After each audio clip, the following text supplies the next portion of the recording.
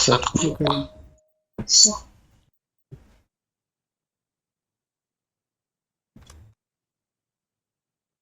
Okay, let's do a quick recap. Okay, we got some idea about what is a for loop in Java, and we have also discussed about the evaluation of the expression 1, expression 2, expression 3, and the finite for loops, and what are the infinite for loops. And syntactically, we have also understood about the constant expressions as well as the variable expressions. So yesterday we were discussing about finite for loops. When the number of iterations are countable, it is called as finite. If it is uncountable, it is called as an infinite.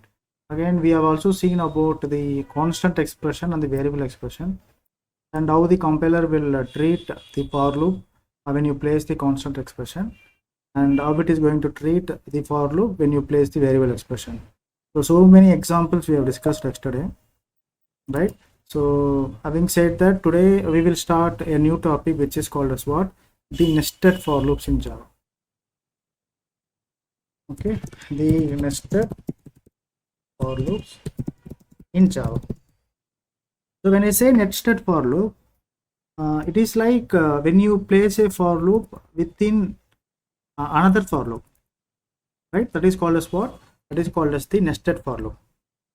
I can say that a for loop within a for loop is called as the nested for loop. Very simple, isn't it? A for loop within the for loop is called as the nested for loop. Syntax. The syntax is very much straightforward, right? So the outer for loop is like this: expression 1, and you have expression 2, and you have expression 3, right? Okay, what is the definition says? A for loop within the for loop.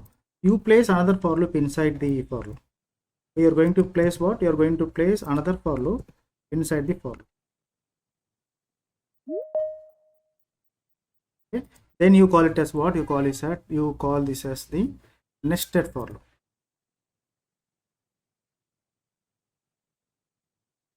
Right? Okay.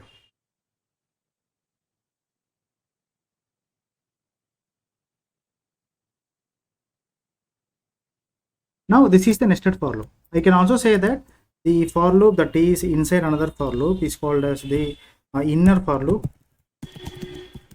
Okay, and this can be addressed as the outer for loop. Outer for loop. So it will be a little confusing when you try to understand the execution of the nested for loop. So I will give you the small examples. From the small examples, we will understand the tracing part. Then we can solve the bigger problems. Okay. Let us try to understand this. So let me give you a small piece of code. Okay, when I say integer I equal to 0, right? When I keep the conditional check as I is lesser than or equal to 2. Okay, when I say I plus plus.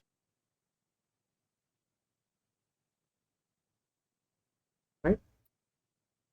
So I want to place one instruction inside the body of the for loop, system.out.println.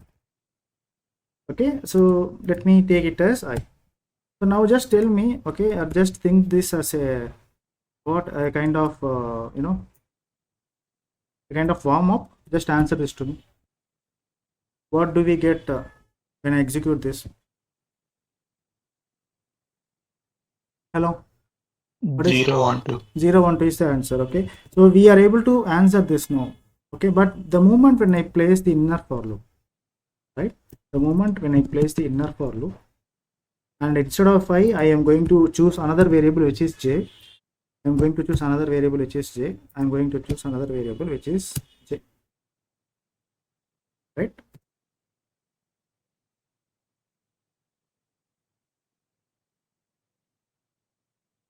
Okay. Now can you tell me what would be the output? Execute this code. Any idea? Can you try this? Can you try this? Or you want me to explain?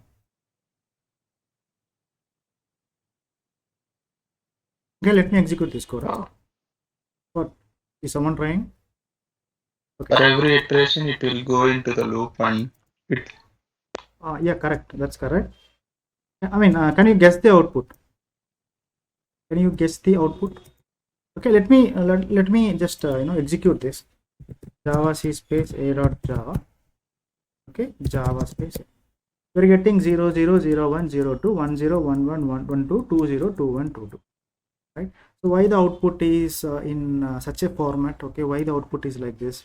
We'll understand the tracing part. Before even understanding this tracing part, I want to understand the syntax part. What is the actual syntax that we have? So we have the syntax like, so this is a syntax. Let me copy this and put it in the plain screen. Okay. Now try to observe the execution. Okay. Feel the execution. Try to feel the execution now. Let me separate this for the better observation.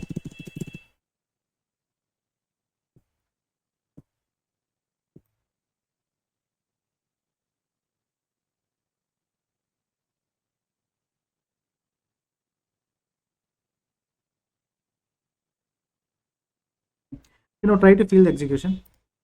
Right. We know that whenever you have a for loop, right, the control will start from the expression one. From the expression one, the control will be transmitted to the expression two. Right. From the expression two, based upon the conditional check, if this expression two is returning the true value, it is going to get inside the body of the for loop. But if you focus here one thing, if you make one observation, right, so there is another for loop. Okay, so when you take the body of the outer for loop, right, so this is the actual body of the outer for loop, right, this is the body of the outer for loop, right, so the complete thing is the body of the outer for loop, or else I can right. So the moment the main thread is getting access to the body of the outer for loop, again it is encountering the inner for loop. Again it is encountering another for loop which is called as inner for loop, right? And it has to follow the same rules. What are the rules? Expression 1 needs to get initialized, then expression 2 needs to get executed with the help of conditional check, and it has to get inside the body of the inner for loop, and it has to go back to expression 3. Right? If you make a little observation, if you focus a little bit, the inner for loop has to get completed. Okay, it is not like you have just placed the inner for loop. The inner for loop, the execution, the complete execution of the inner for loop needs to be done before moving to the expression 3 of outer for loop. Right? It is just like, so when you talk about the outer for loop, the execution starts from expression 1. We know this. And after this, the execution will be transmitted to or transferred to expression 2. So based upon the condition, if the condition is true, right, it gets into the body of the for loop. Okay, after executing the body of the for loop, okay, it goes back to what? It goes back to expression 3. Okay, this flow will get repeated. Okay, when it is when you are dealing with only outer for loop.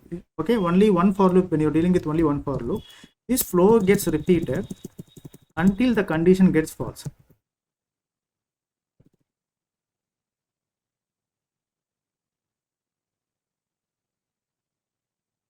This flow will be repeated until the condition is going to be what? Until the condition is going to be false. Okay, when the moment it becomes false, right, and you don't see this execution, right, the control will be transferred to what? The control will be transferred outside the for loop, or the main thread gets terminated and it will be sent outside the for loop. It is going to get terminated from the for loop. The control will be moved to the for loop. But in this example, you have something like the inner for loop. So treat this inner for loop as the body. So we can treat this inner for loop as a body. Body of the outer for loop, I can say. I can say that body of the outer for loop. Outer for loop. Right? The moment when the control starts hitting the body of the outer for loop, which is what the inner for loop, it will ensure that all the conditional checks are evaluated. All the conditional checks are evaluated until it is returning false. Till that, it is going to execute the inner for loop completely. After the complete execution of the inner for loop, okay, it is going to execute as long as the condition is found to be true, right? The moment it returns false, then it goes back to the expression 3 of the outer for loop. It is just like it will start from here and it comes here, okay. If the condition is true, it comes inside, and again it finds expression 1, expression 2, okay. It completes the iterations, of the inner for loop. Could be any number of iterations. It completes this, then it goes back to the expression 3 of outer for loop, right? Again the conditional check, second time, again if it is true, it comes inside, and again it finds expression 1, expression 2, again it has to complete the required number of iterations before moving to the expression 3, right? The execution of the inner for loop depends upon the conditional check of the outer for loop. It depends upon the conditional check of the outer for loop, right? So here is one gateway. This gateway is meant to ensure that the control is going inside the body of the outer for loop. Once it is going inside, it has identified another for loop, so the complete execution has to happen. Depends upon the number of iterations, which is what ideally the expression 2 is going to evaluate the condition, and based upon the conditions, the inner for loop get that many number of iterations, then it goes to the outer for loop, right? So this is the basic idea. If you are trying to trace this, okay, let us trace this, you will get the complete picture, okay. This tracing part is going to be mind-blowing. Just try to focus here, okay. Just try to pay some attention, right? Now you see, we will understand what kind of pattern this is generating.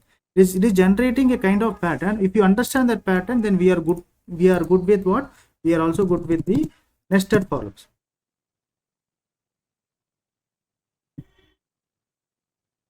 This is the outer for loop, and this is the inner for loop. Let me separate this for the better observation. Okay, now focus, guys.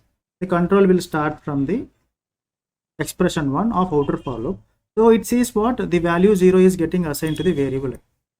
So the memory gets allocated, right, for the value 0, which is going to get assigned to the variable. Right, we know these things. Okay. Expression 1 is executed, then it will be transferred to what? Expression 2. Expression 2 is what? The straight conditional check. What is it? Okay, 0 will be compared. I is 0, right? I'm directly using the 0 here. 0 is lesser than or equal to true. It is going to return what? It is going to return true, right? The moment it returns true, okay, the gateway is clear. It is going to, like, it has the control. The main thread is going to get inside the body of the outer for loop. So again, it has found what? It has found the inner for loop, right? So it finds the value 0 is getting assigned to the variable j. Value 0 is getting assigned to the variable j. So the tracing part is very important, okay. If you imagine these things, you will not get this. You need to take pen and paper and trace this, okay. After the executing the expression 1 of the inner for loop, it has to go to here, right? So what it says, j is lesser than or equal to 2, right? So 0 is lesser than or equal to 2, which is going to return true itself, right? So the gateway is clear, right? Since it is returning true, it will go inside the body. The body of the for loop says, body of the inner for loop says, just print the values of I and j. Just print the values of I and j. What is the latest value of I? 0. What is the latest value of j? 0. So 0 and 0 will be displayed on the console. You take this as console, 0 and 0 will be displayed. Okay, after executing the body of the inner for loop, it has to go back to the expression 3 of inner for loop. Expression 3 of inner for loop, right? So j plus plus. So the value j will be incremented by 1. Since it is 0, it becomes 1. Okay, this 1 will have, after doing this, after this update, it has to go back to the expression 2, isn't it? Now 0 is lesser than or 1 is lesser than or equal to 2. 1 will be compared with 2. It's going to return true, right? So it will get inside the body of the inner for loop. Again, you want to print ij. Now look, observe the pattern. Latest value of I is 0, latest value of j is 1, right? After this, again, it has to go back to what? It has to go back to j, expression 3 of inner for loop. Okay, j has to get incremented from 1 to 2. isn't it? Right? After this, after the incrementation, expression 2. Expression 2 says compare 2 with 2 itself. 2 is lesser than or equal to 2, which is going to return true only. True means it gets access to the body of the inner for loop. Again, print ij. What is the latest value of I? I is remaining 0 only, but j is getting incremented. Why only j is getting incremented? Because the main thread is what? Main thread is doing what? Main thread is dealing with the inner for loop now. Main thread, once it has to execute all the iterations, then only it can go back to the expression 3 of outer for loop. Right? Now after this, it has to go here. Now again you are saying j plus plus. J plus plus is what? 2 will be incremented to what? 3. Right? Then 3 will be compared with 2. 3 is lesser than or equal to true. So this condition is found to be what? Is going to get evaluated to be false. Okay? The moment it returns false, okay, this is returning false now. The moment it returns false, it will be, the main thread gets terminated out of the inner for loop. Terminated, it is going to come from here to here. Okay, and what is this? So we are at what? Now we are at the outer for loop, the body of the outer for loop, right? The last line of the outer for loop. From here it has to execute the remaining instructions. Now from here it has to go back here. Now see what has happened. You have started from here, okay, then no expression 2, then the body, and again started from here, then the expression 2, then this has got 3 number of iterations. On the 4th iteration it has failed. It is coming back here once again it has to go back to here. No, you are saying what? I plus plus. Now only the value of I is getting incremented from 0 to 1. Okay, after this incrementation, now focus, it has to go back to the expression 2, right? Now expression 3 is what? 1 is lesser than or equal to 2, which is what? Which is 2. Okay, now you see it is coming back inside. Now again this j is getting resetted to 0. What does it really mean? The moment all the iterations has got executed, okay, this will be removed from the stack memory. Right? And again it is encountering the same inner for loop. Again the new memory block will be created, that will be initialized to what? J. Okay, the value will start from 0. The value is going to get reset from 0. We are feeling that it is getting resetted just because you are initializing it. The main thread is seeing that the initialization is happening for the second time with the 0 itself. That's why it is getting resetted to 0. Actually resetting is not happening. The old memory is getting created and the new memory getting deleted and the new memory is getting created. Right? Again we have to repeat the same steps, which means what? J equal to 0, right? J is lesser than or equal to 2, which is what? Again you will be repeating the same steps for the second time. So when you repeat the same step for the second time, instead of 0 0, you will get 1 0, because the latest value of I is 1 now. So you will get 1 0, you will get 1 1, you will get 1 2. Okay, the value of j is going to get incremented from 0 and 1, and 2, okay, and also 3. So 3 condition is going to be failed, right? So as soon as the condition is failed, okay, it is going to make 3 iterations. On the 4th iteration the condition will be evaluated to be false, right? So it will come out and it will start going back to the I plus plus. Right? Now the I is going to be what? I'm just fast forwarding it. Now I will become 2. Right? So again 2 will be conditionally checked with 2 itself. It is going to return true only. Right? 2 will be conditionally checked with 2 itself. It is going to return true. Okay? Again the j is encountering the j. So again this j is going to get resetted. It will be deleted. The new memory stack will be created. Here only j is getting resetted because the main thread is encountering the j over and over again.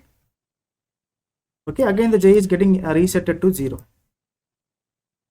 Right? And the same thing will happen. Okay, the same conditional checks will happen for j. The same condition will happen. Okay, but this time I is going to be what? I is going to be 2.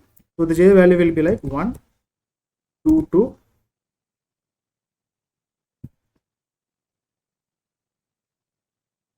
2, 1, 2, 2, sorry, 2, 2, 0, 2, 1, 2, 2, 2, 0, 2, 1, 2, 2. Right, it will be like it will start from here, it will come here again, and it will make 3 iterations, complete iteration. On the 4th iteration the condition will be failed, it is going to be terminated out of the inner for loop. It goes back to I plus plus again. This time the I becomes 3.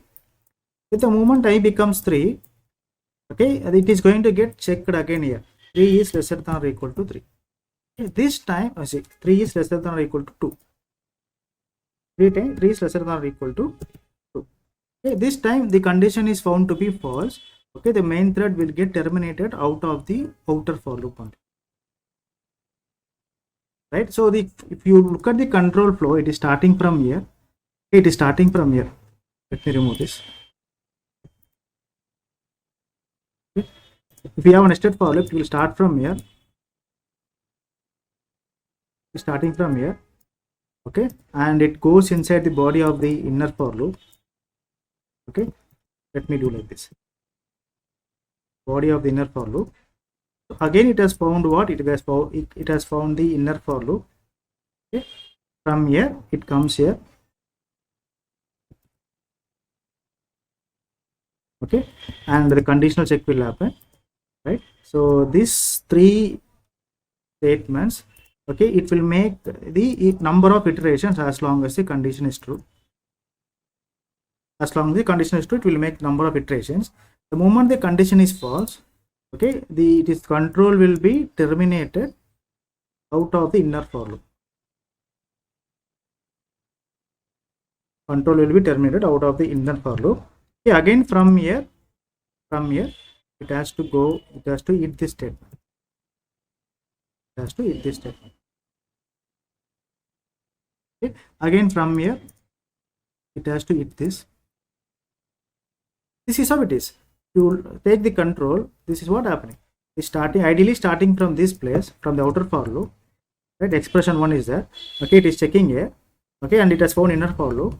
Okay, as long as the condition is true for the inner for loop, it will make that many number of iterations. The moment it sees false, it comes out, right? And again it goes back to expression 3, right? Again conditional check, right? For every outer condition, the inner condition is getting iterated as long as the complete iterations are done, as long as the condition is satisfied, then it is coming out of the outer for loop. Again it is going back, coming out of the inner for loop, again it is going back to the expression 3 of outer for loop, checking the condition, and again expression 1 of inner for loop. It is making the same number of iterations. Okay, again it is coming back. Okay, and as long as it is finding the outer for loop as false, okay, now the control is getting terminated out of the outer for loop like this.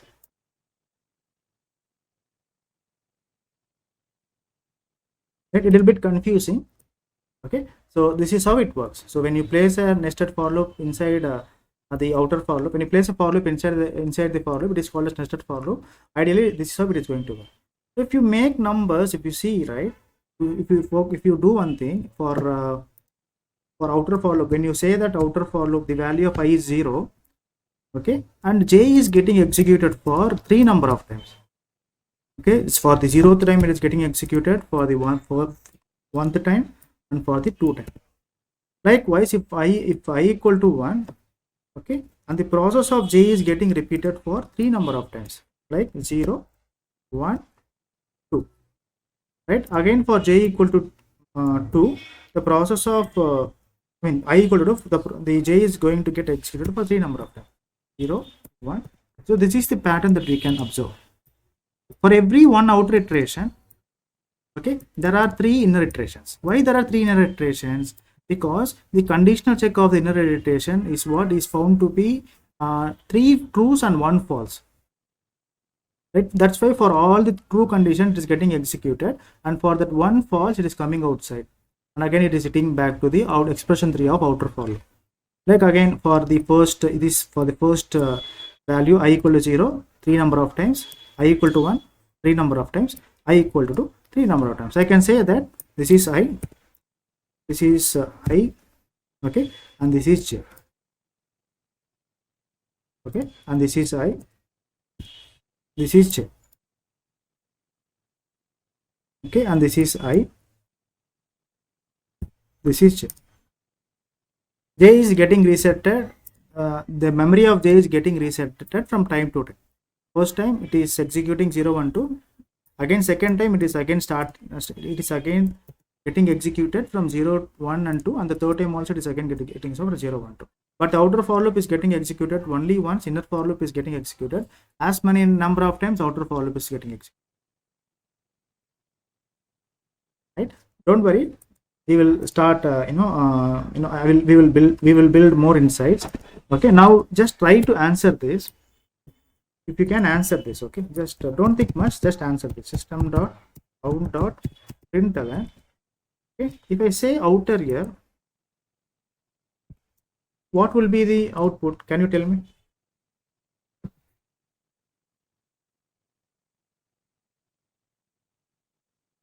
Everyone? It will be 3 times. Outer will be printed for the three times. Good. Outer is going to get printed for 3 times, right? And again, just try to now try to tell me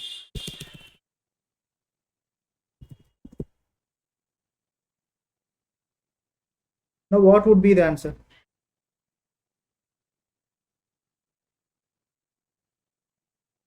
Both will print 9 times. I mean, I want the sequence. Can we For every outer, they will print 3 inners. good. For every outer, okay, when the outer is getting executed for 1 time, the inner has to get executed for the 3 times. Which one is deciding that the inner has to get executed? Let me run this code. Okay, for every outer, the inner is getting executed for 3 times. For every outer, the inner is getting executed for the 3 times. For every outer, the inner is getting executed for the 3 times. Which is actually deciding? The inner is getting executed 3 times, because this conditional check is deciding. This conditional check is going to return 3 trues, right? And this conditional check is also going to return how many trues? 3 trues. Okay, for every outer true, okay, there will be 3 inner trues. For every outer true, there will be 3 inner trues. For every outer true, there will be 3 inner trues. Do you agree with me? Yes or no? Anyone? Yes, sir. Okay, now if I try to make a little modification here, instead of 3, instead of 2, if I make it something like 3, now can you tell me what will be the output? I have done it will be 4. Yeah, for every outer, there will be 4 inners. Yes or no? I can also say that, okay, when the outer for loop is getting executed for 3 number of times, the inner for loop has to get executed for 4 times for each and every outer for loop execution. Yes or no? Just trace this condition. Okay, this condition is going to return 3 trues, right? Yes or no? And this condition is going to return how many trues? 4 trues it will return. Okay, just take this. For every true, okay, there will be, for every outer true, there will be 4 inner trues. Because okay, when you hit the outer true, you will get 4 inner trues. For this every outer true, second outer true, again 4 inner trues, and third outer true, again 4 inner trues. Right? Now you tell me what would be the answer. Now you tell me.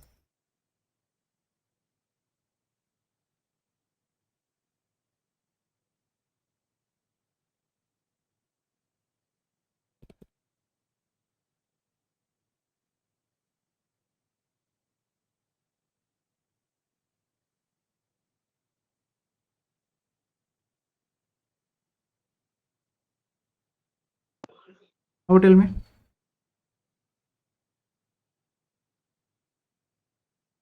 One, sir. Because why 1? Because 0 is equal to 0. But again here you are doing j minus, right? Let us execute this. Now you see. Now can I say that, see, now what is happening here? outer for loop is finite for loop. If I remove this, can I say that my outer for loop is a finite for loop? Yes or no? Everyone answer. Yes, sir. Outer for loop is finite, no, because the number of iterations are completely countable. It is finite. But when you look at the inner for loop, this is infinite, no? Yes, sir. Infinite means for every one outer, there will be infinite number of inner for loop. Inner for loop is going to get executed forever. Means you can say that since the inner for loop is infinite, okay, it is just like, the control will never be what, you cannot keep any other instructions from after the nested for loop, because the inner for loop is infinite, uncountable, it becomes uncountable. Making sense, everyone who are in the class?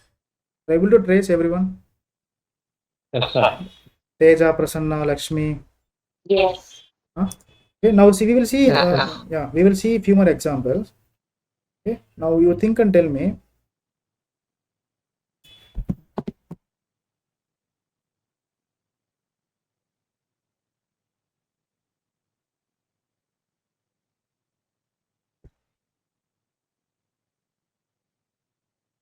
J is lesser than or equal to 2, and when you have j plus plus, okay, you want to do I plus j. Okay, think and tell me what would be the answer.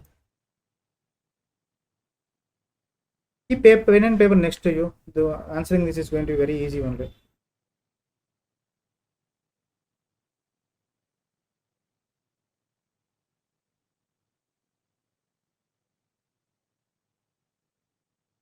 Zero, 1, 2, 2, 3, 4,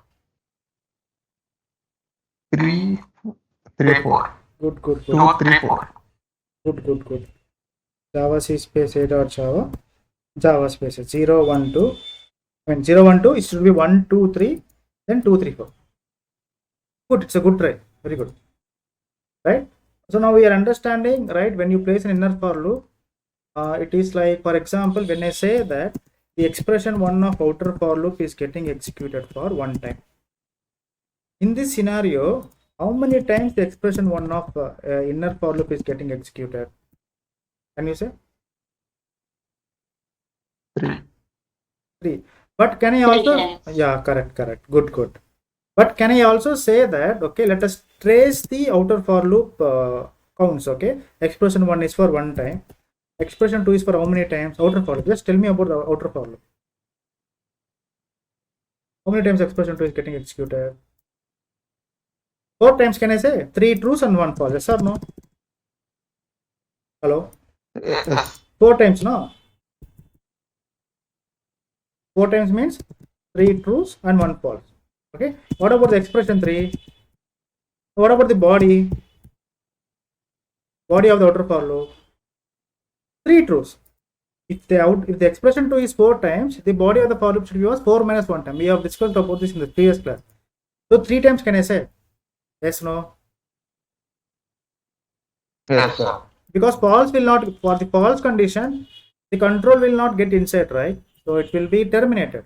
Only for the 3 conditions, the 3 true conditions, the body of the outer for loop gets executed. I can say that body is going to get executed for the 3 times. And the body is 3 times, and the expression 3 also 3 times. Yes or no? This is thumb rule, guys. We have discussed these things. Expression 3 is also for 3 times. Okay. So when I say body is getting executed for the 3 times, I can also say that the expression 1 of the inner for loop will also be touched for the 3 times. Yes or no? Hello? Yes. Confusing or Yes. are getting confusing? When the outer for loop body is getting executed for the 3 times, it means this expression 1 of the inner for loop will be touched for 3 times. Right? Likewise, expression 2. Expression 2, typically expression 2, how many times it gets executed? Only think about the inner for loop. How many times it gets executed? 3 times, right? 4 times. No. 0, 1, 2, 1, 2. 1, 2. 3 times, right? 0, 1, 2. I mean 3 truths, right? 3 truths and 1 false. Yes or no? Yes. Right? I can just combine the body, which is what, 3 into 3. I can say, no? Can we come to this conclusion? Because outer for loop, the body of the outer for loop is getting executed for 3 times. It means this 3 is should also be applicable for the inner for loop expression to S. Yes or no? Because this has to face 3 iterations. Because see guys, body of the outer for loop is getting executed for the 3 times, which means you have to multiply this 3 here, you have to multiply this 3 here as well, and you have to multiply this 3 for here as well. Yes or no? Are you getting what I'm trying to say? Yes. Sudhir, Balaji, Srikant, plus Lakshmi, Teja. Getting no? Yes, sir. Any confusion or finding? Fine, sir. No. Now, what about J++? In the inner for loop, the J++ is typically designed to execute only for the 3 times. Okay, but when you consider the outer for loop also, you consider the body of the outer for loop that is getting for it. So 3 into 3. 9 times. Can I say? Totally 9 times. Yes, no? Okay. Yes. Total 9 times. And the body also will be 9 times. Body of the inner for loop will also be what? It will be executed for the 9 times. If anyone is asking you how many number of iterations combinedly for the outer for loop and the inner for loop, right?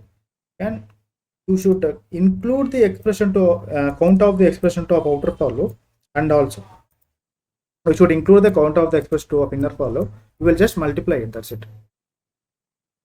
Okay, so let us understand this better. Okay, why we are discussing all these things when we are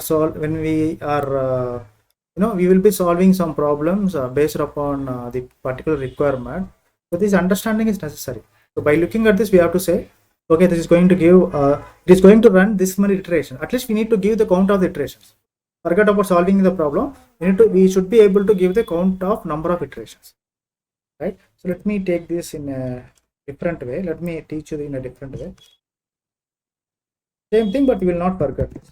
Okay? For integer I equal to, I am starting from 1, guys. Okay, for simplicity I am making it a 1. I is lesser than or equal to 3. Okay, I plus plus. Okay, this is outer for loop. Okay, and for j is equal to 1, j is lesser than or equal to 3, and j plus plus. I cannot use the same variable name here. That will be treated as a duplicate variable. That's why I'm taking j. You can take any variable if you want. You can take k, whatever it is. But I and j are what? I and j are the ideal characters everyone will use, especially in the for loop. Right? Now let us try to track the counts. Okay. So the expression 1 gets executed for 1 time. Right? The expression 2 is going to get executed for how many? Tell me how many times the expression 2 is going to get executed. 4 times, no? 3 trues, 1 false. Yes, no? Hello? Expression. What is the body? What about the body? Body is going to be executed 3 times. Good. 3 times. For 3 trues of outer for loop, the body has to get executed. Let me take it as 3 only. 3 only. So again, the expression 1 of the inner for loop gets encountered, right? So it is equal to body. 3 times. Correct, right? Now give me the count of the inner for loop. Just the count of inner for loop. Expression 2 of inner for loop. Again, 3 trues, 1 false. Yes or no? 3. 3 trues, 1 false. They combine this. There will be how many trues? There will be 9 trues. 9 trues and 3 false. Can I have this conclusion? Yes. Right? And again, okay, the body of the inner for loop is going to be executed for how many times? Now tell me. Only 9 times. You will not consider, you will not take false conditions. False condition is the condition where the main thread gets terminated. So only you will take true conditions. Don't get any confusion here. That's why I'm specifically mentioning how many true conditions and how many false conditions. Making sense? So the body of the inner for loop is going to get executed for how many times? 9 times. 9. If this is getting executed for 9 times, this should also be getting executed for how many times? 9 times. 9 times. Right? And this is executing for how many times? 3 times. Right? For 3 trues, it will be executed. Yes or no? Yes. right? So by this, can I conclude that if the outer for loop has 3 truths and inner for loop has how many truths? 9 rows. No, yeah, 3 truths, which is what n, I cannot say n into n. I cannot say n into n. Instead of saying, but this is n into n. So this is n into n, right? 3 into 3 is going to give 9. Okay, and this is 1 into 3. Okay, we will draft the formula for this. So this is the pattern that we have.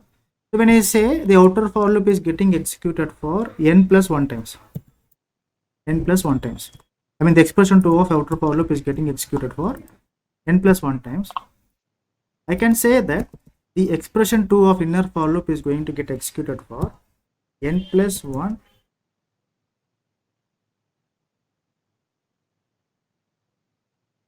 okay into 3. Can I say? Where n is the number of iterations. Yes, no? For example, if you take n is 3, if you replace n is 3, outer for loop is going to execute for 4 times. Inner for loop is getting executed for how many times? 12 times. Right? So, are you getting this, guys? I explain it in a better way. See, guys, expression 2, I'm just talking about the expression 2. Expression 2 of outer for loop is getting executed for n times. N means what? True count plus 1 false count. This 1 is representing the false count. I'm taking it as 1. Okay, and the expression 2 of inner for loop. Expression 2 of inner for loop is getting executed for how many times? N plus 1 times only. And you should also consider the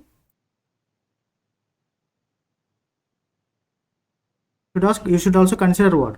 You should also consider the expression 2 of what? Expression 2 of outer for loop.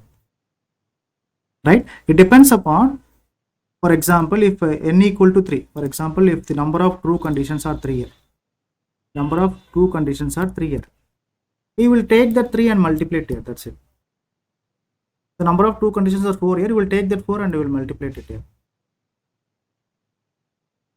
Because the n can be anything for the outer for, it can be, let us say 3, but n can be anything for the inner for, n can be anything like 4. If you substitute this 3 and if you substitute this 4 here, you will get the total number of iterations. Let us take the same example. We have the n as 3 for the outer for loop and n as 3 for the inner for loop. Let us evaluate this. When I say n is 3, 3 plus 1 is what? 3 plus 1 equal to 4. So 4 number of times the expression 2 is getting executed. Same thing when I do here, 3 plus 1 into 3. Okay, which is going to give what? 12. So inner for loop is getting executed. Not inner for loop. Expression 2 of inner for loop is getting executed for 12 number of times. Making sense or not? Yes, sir. Losing your Yes, patience. sir. If you just repeat this video or if you just take pen and paper and make the counting, it will be clear. You just have to put little efforts. Okay, I cannot say that you have to understand in just one go. That is really not possible. You should put some efforts. The moment you put some efforts on the tracing part, this becomes very easy. The reason why I am sharing you all these things is, if you understand the pattern of number of iterations just by looking at it, it will be easy for us to solve the the complicated problems. That you cannot see this kind of explanation in everyone. Everyone are least bothered to touch the nested for loop topics everywhere. Okay, they don't say it. They just give the instructions and they just give the theory, and they just dump you with the theory. They will not help you to understand really what is happening behind the scenes. Right? Okay, shall we move to one problem? Okay, try to solve if you know this problem. Okay. In recent interview, there was a question. Okay, find the factorial of a number. Find the factorial of a given number. So, what is a factorial of a given number? For example, when I say 3, find 3 factorial. So, this is the input. If you are asked to find the 3 factorial, what you will be doing? You are doing 1 into 2 into 3. Answer should be what? Answer should be 6. Okay, when I ask you to do 5 factorial, what should be the answer? Tell me. Mathematics. 1 into 2 into 3 into 4 into 5. Answer, final answer. 120, yeah? Yes, sir. 120, na? 120. 5 factorial. So instead of doing this, we need to develop a small piece of code. How we can develop this? Let us do it really quick. So I'm saying I'm taking a variable like integer fact equal to 1. Okay, I'm taking a variable 1. I am assigning it to, I'm taking the value 1, I am assigning it to the fact variable, right? And also I'm trying to write, I will write the logic first, then I will give you the insights. Okay, integer I equal to 1, I is starting from 1, I is lesser than or equal to 5. I want to find the 5 factorial. So I am writing a logic for that. Try to trace it by your side. Let us see. Fact equal to fact into, okay, what will be the output now? As I try to run this, let me run this also. Java C space a.java Java space a. Okay, I'm not printing anything. System dot out dot println. Okay, I want to print fact.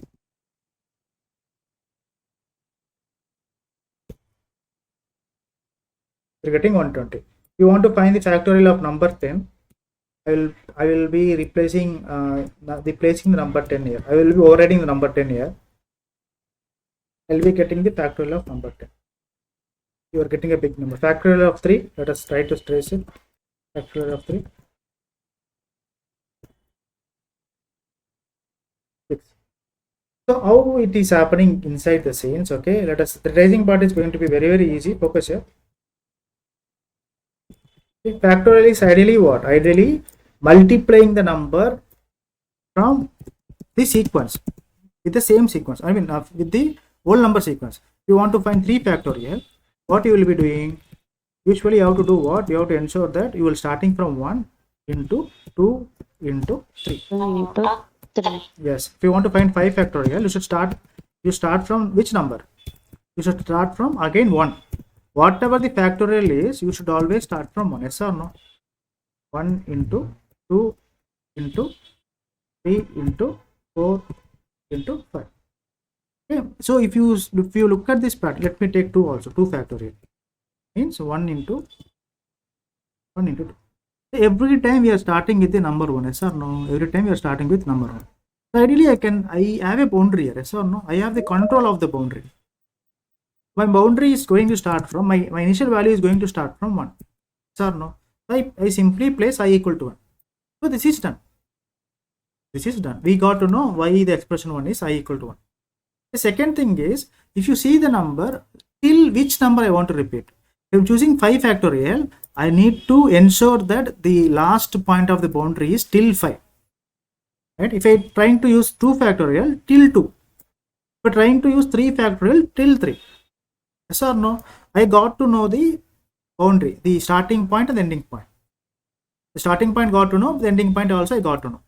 If it is 10 factorial, I will be using 10 here. If it is 20, I will be using 20 here. Right? And what should also happen? Right? The you have to increment. For example, if you are taking the 5 factorial, you are taking the 5 factorial 1, 2, 3, 4, 5. Okay, every time you have to increment the numbers. Okay, number has to start from 1. You should take this one and you should multiply it with 2. The resultant value you should take it combinedly. Okay, and you should multiply it with what? Multiply it with what? 3. Okay, and you get the result. The resultant value should be combined. Okay, and you will have to multiply it what? 4. And again you will get the result. The combined resultant value should get multiplied with what? Multiplied with 5. Again you will get, you will have to get the result, whole result. Okay, what? Combinedly you will multiply. You are performing a kind of cumulative operation, cumulative multiplication. In order to achieve this, I am using a dummy variable. I cannot say dummy variable, an helping variable. I am assigning the fact as 1. When I say fact equal to 1, okay, the value 1 will be assigned to the variable fact. Variable fact. After assigning this value, The only simple logic that I am writing what I am just performing the cumulative multiplication. I am saying fact into I. Every time the value of I is what? The value of I is what? For the first time 1, second time 2, third time 3, fourth time 4, fifth time 5. Right? And what is the value of fact? Fact. You are multiplying this fact into the variable 1. Okay, and you will get the resultant value. What is the initial value of fact? Fact is 1. Initially it is 1. You are multiplying 1 with 1 and you are assigning the resultant value to the fact itself. Okay, this entry will give the resultant value of fact as 1. Okay, again you are doing 1 into 2. It is going to give the resultant value of fact. Fact into 2 is going to give what? It is going to give 2. Okay, this becomes 2. Right, and again by using 2 you are by using the latest fact value you are multiplying that with the 3. Okay, this combination will give you what? 6. This combination is going to give what? 6. This combination will give 6, right? Okay, and this resultant value 6 is getting multiplied with 4.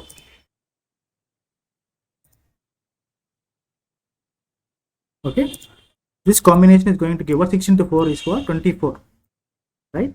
Fact will be 24. Okay, and the resultant value 24 is getting multiplied with 5. The last number 5. 24 is getting multiplied with 5. So what is the answer?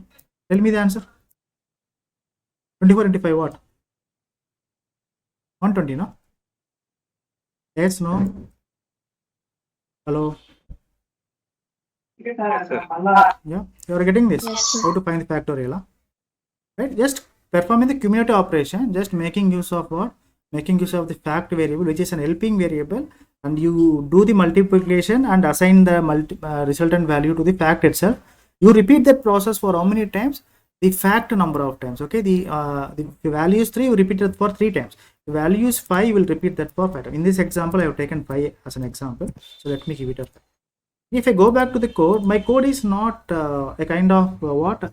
My code is not concise. When I say concise, this for loop is every time I need to outcode this for loop. Every time I need to make changes to the for loop. I do not want to make any changes to my for loop. So instead of assigning the variable here, I am taking the variable here, integer number equal to 3. Okay, I am using this number variable here. If you want to make any changes, I can make the changes here directly. If you want to find the 5 factorial, I can use 5 here. If you want to find the 6 factorial, I can use 6 here. If you want to find the 7 factorial, I can use 7 here. My for loop will not be touched. My for loop will not be modified. Making sense, everyone? Yes, no? Hello? You're getting it? Yes, sir. Okay. Now next, okay. Next, I want to introduce something like the break statement. We'll see examples, but this break statement is also necessary. Let us try to see the importance of break statement. I am saying integer I equal to 0, integer I is lesser than or equal to 5, I plus plus. 1 minute, guys. People are shouting outside.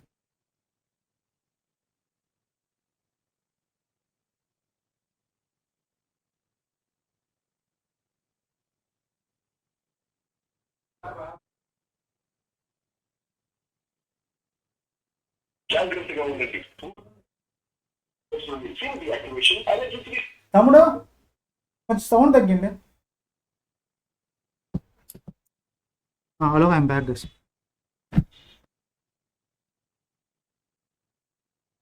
Now you see the importance of break statement. Let me take integer I equal to 100. Okay, I want to find the even numbers. I want to find the even numbers between 0 to 100. Okay, I am using an expression. I am using the if condition inside my for loop. So what I am saying, I percentage of 2 double equal to 0. Or else, okay, let me keep it very simple. Let me say that system dot out dot println. Okay,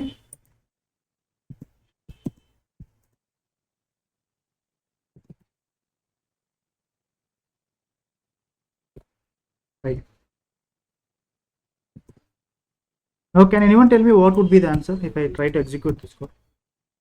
Any idea? 0. Only 0 will be there, right? Why only 0 will be there?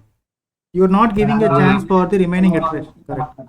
You are not giving any chance for the remaining iterations. The moment the condition I equal to 0, the moment the iteration starts, okay, you are printing the value I, okay, you are what? You have the control to print the value I. The for loop has a control to print only the value I, which is 0, and it encounters the break statement. Break statement means forcefully you are doing what? You are just exiting the main thread out of the for loop. You're doing this forcefully. If you're not doing this, it will be exited naturally. Means as long as the condition is true, it is going to execute the body of the for loop. Once it encounters false, okay, it is going to get terminated. It is a natural thing. The moment you place the break statement, okay, you're making it very artificial. You are forcefully exiting the for loop. Right? What would be the output if I do this? If I double equal to 5, okay, break dot count dot println. Okay, I want to print the value of 5. Can someone tell me what would be the output? It will print 0 to 6. It will print 0 to 6.